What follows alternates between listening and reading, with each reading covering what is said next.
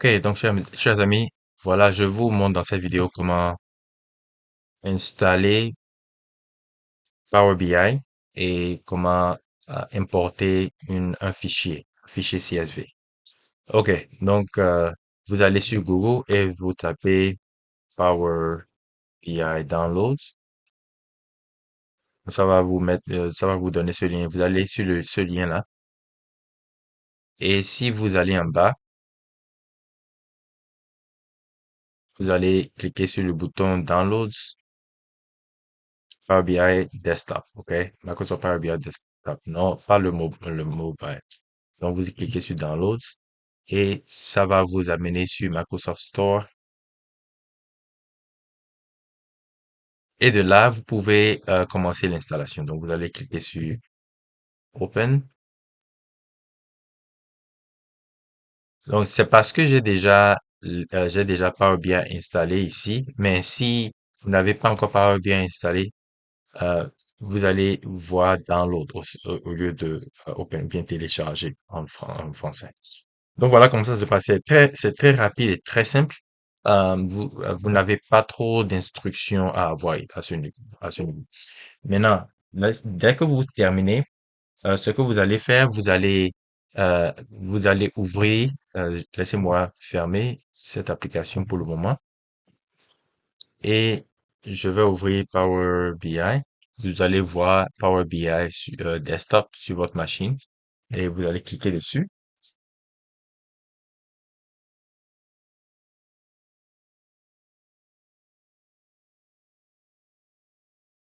OK?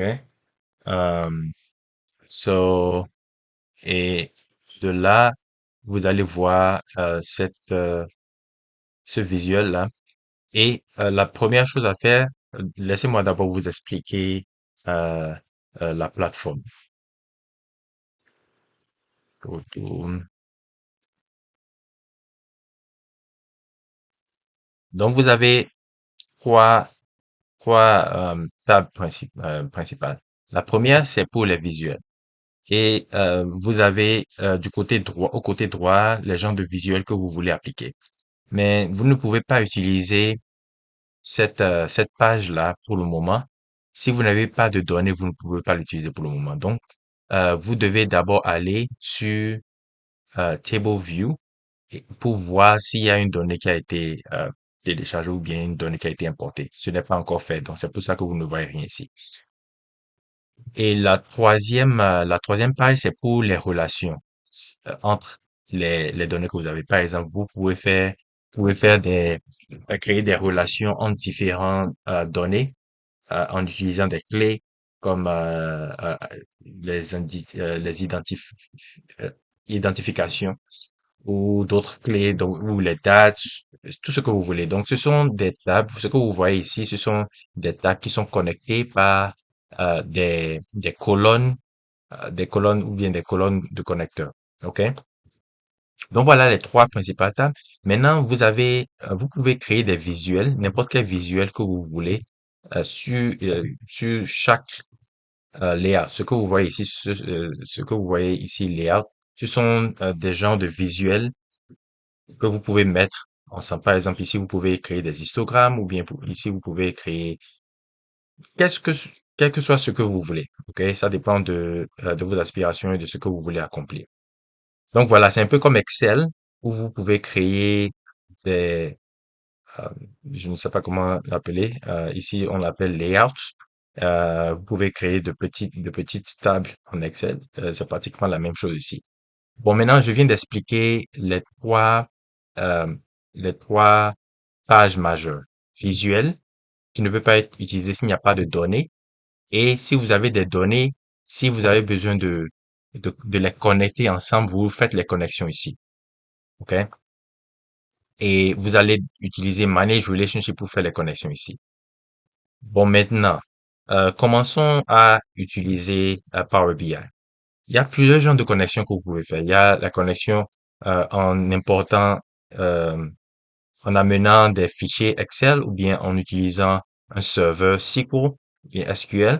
Mais il y a aussi d'autres possibilités. Par exemple, ce que je vais commencer à faire, c'est d'aller sur Get Data Vous voyez ici, get data. Et il y a plusieurs genres de sources. Par exemple, il y a SQL Server, il y a Text, CSV. Vous pouvez même utiliser Web pour télécharger des informations et l'amener sur Power BI. Il y a aussi Excel. Ce que je vais faire, je vais utiliser Text ou CSV parce que j'ai un fichier CSV et c'est un fichier de prédiction. Donc, je vais l'utiliser.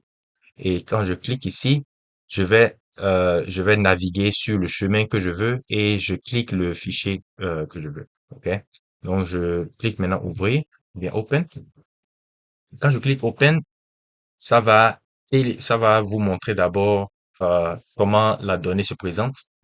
Et de là, si les colonnes que vous espérez sont tous ici et le format de la donnée est exactement ce que vous espérez, vous n'avez pas besoin de toucher les paramètres que vous voyez en haut.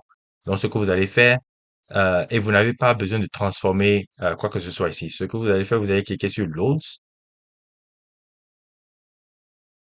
et de là, maintenant, le fichier est en train d'être téléchargé. Bon, maintenant, vous voyez la différence. Vous voyez déjà la donnée qui s'affiche. Et si je clique en bas, vous allez voir toutes les colonnes que vous espérez. Et si je vais sur Table View, vous voyez que vous avez une table ici. OK? Maintenant, de là, vous pouvez créer des mesures et vous pouvez créer des colonnes. Donc, voilà comment ça se passe. Je ne vais pas trop me concentrer sur mesure et colonne ici parce que j'estime que vous avez créé votre donnée complètement en utilisant Python ou bien en utilisant SQL. Ça dépend. Maintenant, je ne vais pas me concentrer ici non plus parce que j'ai seulement une table. Je ne veux pas créer de relation. Donc, voilà comment j'amène la donnée que je veux. Maintenant, voyons les visuels. Il y a plusieurs genres de visuels que je peux faire ici. Par exemple, je vais chercher la prédiction. Je crois que j'ai créé une colonne qui s'appelle prédiction. Donc, je vais chercher cette colonne. Ça ne s'affiche pas. OK. Voilà la colonne prédiction. Maintenant, comment est-ce que je peux euh, créer un visuel? Well, ça dépend de ce que je veux faire. Par exemple, je peux créer une, euh, un histogramme. OK. Donc, je peux créer d'abord, pour créer un visuel, je clique d'abord sur ce que je veux. J'ai l'impression que ça donne un histogramme. Et maintenant, ce que je vais faire maintenant, je mets peut-être la prédiction ici.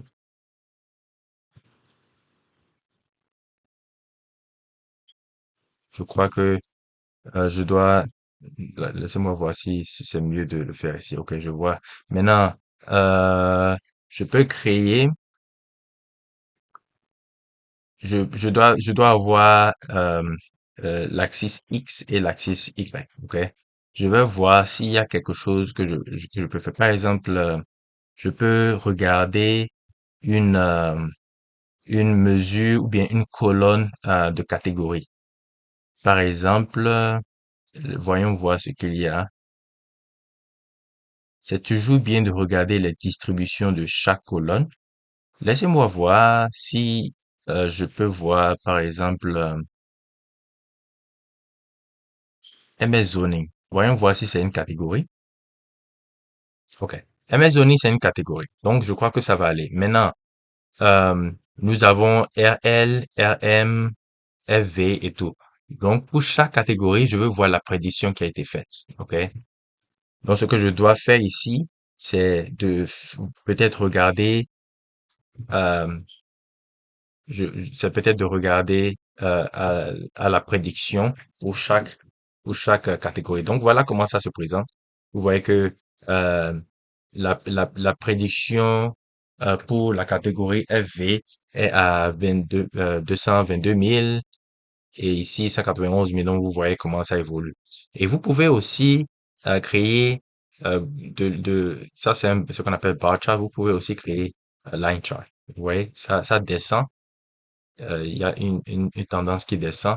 Mais vous pouvez toujours retourner sur Bartra. Ça, tout ça descend, tout ça. Ça dépend vraiment de ce que vous voulez faire.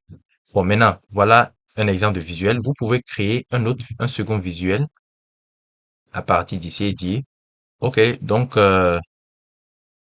voyons voir aussi s'il y a quelque chose. Est-ce que ce serait bien de créer aussi un autre visuel? Laissez-moi voir un autre visuel. Si par exemple je veux me concentrer seulement sur la distribution de MS Zoning, ok? Voilà un autre exemple. Je peux créer ce qu'on appelle pie chart et je ne dois pas cliquer, je dois sortir de ce visuel d'abord. Sinon, si je clique sur un autre genre de visuel, ça va changer. Donc, je dois sortir d'abord, peut-être cliquer du côté droit et créer un pie chart. Donc, ça se présente ici. Je peux toujours euh, changer la position comme je veux. Et ce que je vais faire ici, je vais toujours utiliser MS Zoning comme c'est une catégorie. OK? Je vais chercher MS Zoning. Laissez-moi chercher ça. Zoning. OK. Donc voilà. Et je le mets ici. Values, peut-être. Non. OK. Donc MS Zoning, c'est la légende, mais je dois mettre la valeur. La valeur dont on est intéressé ici, c'est la prédiction. OK? Quelle est, quelle part de prédiction est attachée à chaque, je dois prendre prédiction. Quelle portion de prédiction est attachée à chaque catégorie de zoning? Et c'est toujours bon de chercher la moyenne. Donc, vous voyez comment la distribution se présente. OK?